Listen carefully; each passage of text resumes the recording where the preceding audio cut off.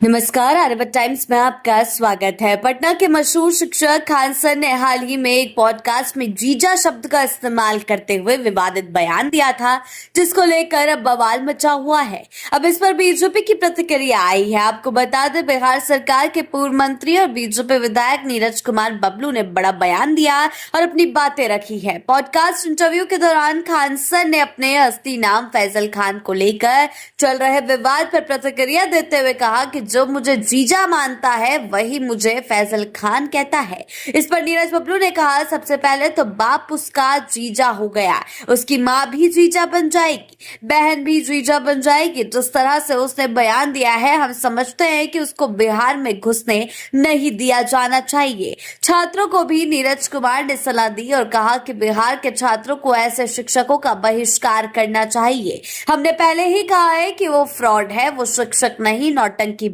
है। बीजेपी विधायक ने कहा कि बिहार के छात्रों को बरगलाने का काम करता है, उस पर कार्रवाई होनी चाहिए, कानूनी कार्रवाई होनी चाहिए। वो गलत बयानबाजी करता है।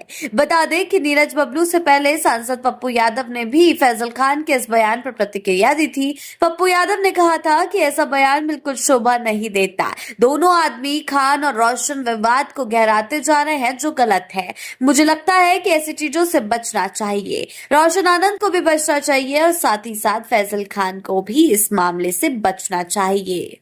आपको बता दें, इसी पॉडकास्ट में फैजल खान ने रोशन आनंद के भाई को लेकर भी अपनी बात की। इसके बाद रोशन सर ने उन पर कई लड़कियों का शोषण करने का आरोप लगाया है।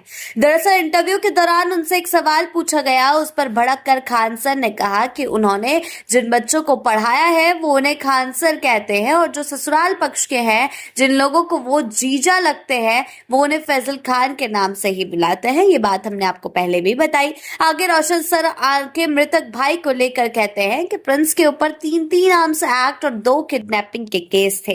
साथ ही कहा है कि उनको पुलिस दूसरे मामले में ढूंढ रही थी।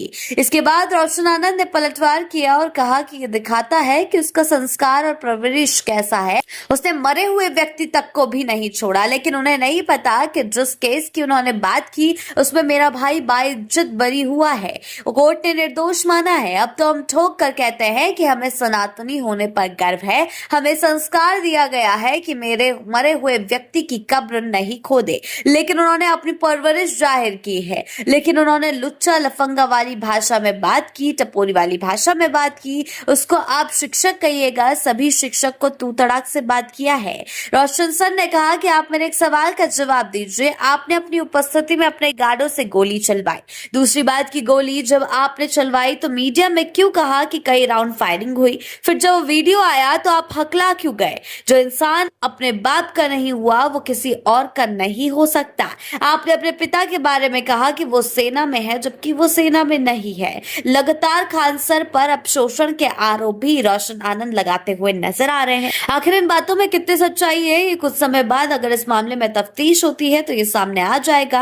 आगे के अपडेट्स के लिए जुड़े रहे आर्यभट्ट टाइम्स के साथ ही चैनल को सब्सक्राइब करना ना भूलें और हमारी फेसबुक और वेबसाइट के साथ भी जरूर जुड़े।